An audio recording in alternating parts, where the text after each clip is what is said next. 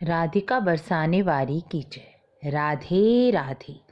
ज्येष्ठ मास की कृष्ण अमावस्या को वट अमावस्या और वट सावित्री पूजन किया जाता है।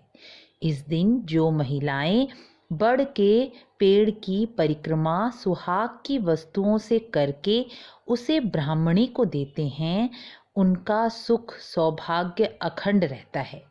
बड़ वृक्ष की परिक्रमा 5, 7, 11 सुहाग की वस्तुओं से जितनी आपकी सामर्थ्य हो उतनी करनी चाहिए। जिनकी पति की कुंडली में अकाल मृत्यु का योग है, या जिनके पति अक्सर स्वास्थ्य से कमज़ोर रहते हैं, या जिन महिलाओं की कुंडली में विधवा योग है या पति सुख में कमी है, उन्हें यह पूजन अवश्य ही करना चाहिए। यदि व्रत की परंपरा आपके यहाँ नहीं है, या आपके घर में सास जेठानी यह व्रत नहीं करती, तो सास की आज्ञा लेकर या पति की आज्ञा लेकर आप यह व्रत कर सकती हैं। लेकिन पूजन के लिए किसी की आज्ञा ज़रूरी नहीं होती। इसलिए जो व्रत नहीं कर सकते वह अपने पति की आयु स्वास्थ्य के लिए बड़ वृक्ष का पूजन तो अवश्य ही कर सकती हैं। बड़ वृक्ष का पूजन और माँ पार्वती का पूजन इस दिन अवश्य ही करना चाहिए। माँ पार्वती का पूजन अखंड सौभाग्य और सुख को देने वाला है। देखिए, माँ सीता ने भी श्री राम को पाने के लिए गौरी पूजन किया था। गोपियों ने कृष्ण को पति रूप में पाने के लिए कात्यायनी पूजन किया था। और भी अनेक ऐसे उदाहरण हमारे शास्त्रों में आते हैं, जैसे हरियाली तीज, करवा चौथ। इन सभी पर्वों पर पति की आयु स्वास्थ्य और आरोग्यता के लिए पार्वती पूजन का विधान है। भगवान शिव ने जब पार्वती ने शिवजी जी को पाने के लिए कठोर तप किया था, तो भगवान शिव ने ही उन्हें वरदान दिया था कि जो स्त्री पार्वती तुम्हारा पूजन करेगी, उसका सुख सौभाग्य और सुहाग अखंड रहेगा। वट अमावस्या के दिन बड़ के पेड़ का पूजन और पार्वती जी के पूजन का विधान है।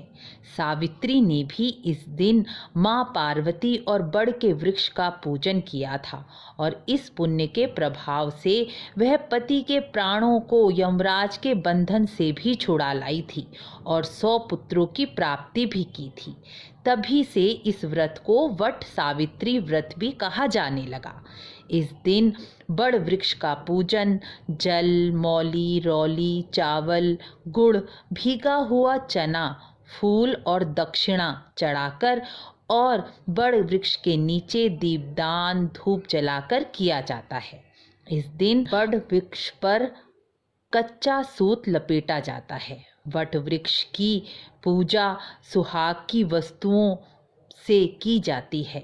सुहाग की वस्तुओं से 5, 7, 11 वस्तुओं से परिक्रमा की जाती है। इस दिन कई स्त्रियां बड़ वृक्ष के पत्तों का गहना भी पहनती हैं। वट सावित्री की कथा सुनती हैं। भीगे हुए चने में रुपए डालकर बायना निकालती हैं। ये बायना सास को चरण स्पर्श कर कर देती हैं। सास नहीं है तो ब्राह्मणी को दे देती हैं। इस तरह से पूजन करने से सुख सौभाग्य अखंड रहता है।